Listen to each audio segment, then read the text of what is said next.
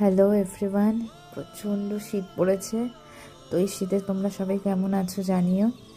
আর আমি তো সকাল সকাল ঘুম থেকে উঠে একটু জিরের জল খেয়ে নিলাম, কারণ আজকে আমার একটা শ্যুট আছে। তো সেই কারণে তাড়াতাড়ি উঠে পড়েছি। উঠে ফ্রেশ হয়ে গিয়ে অফিসের কিছু কাজ পেন্ডিং ছিল, তো সেগুলো সেরে সেরে নিয়েছিলাম। তারপর গতকাল রাতে আমার একটা পার্সেল এসেছিলো, তো সেটা তখন দেখা হয়নি, এই জন্য এখন একটু খুলে দেখলাম। আমার মেকআপের দুটো জিনিস অর্ডার করেছিলাম, তো সেইগুলোই এসেছে। তার সাথে চকলেট, আবার একটা লিপস্টিক আর একটা পেন দিয়েছে ফ্রিতে। আর ফ্রিতে জিনিস পেতে কার না ভালো লাগে বলো।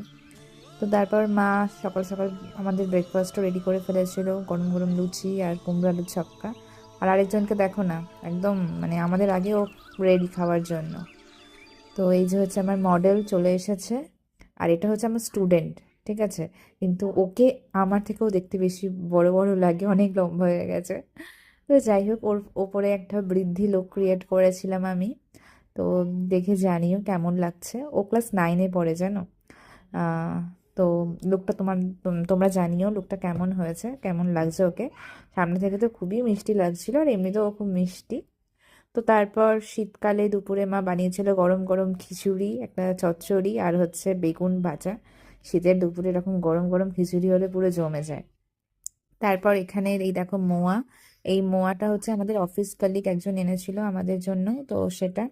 তো তারপর আমি টিউশন পড়িয়ে গেছিলাম আমার এক দিদির বাড়িতে। তো সেখানে আমার রাতে নেমন্তন্ন ছিল। আমি দিদিকে বলেছিলাম যে কড়াইশুঁটির কচুরি করলে আমাকে কিন্তু ডেকো। তো দিদি আজকে কড়াইশুঁটির কচুরি, আলুর দম আর চিকেন কষা বানিয়েছিল। দুর্দান্ত হয়েছিল খেতে। তো চলো, ভিডিওটা এইটুকুই। আর রাতে চলো, রাতে বাড়ি ফিরে একদম ঘুমানোর জন্য রেডি হয়ে গেছি।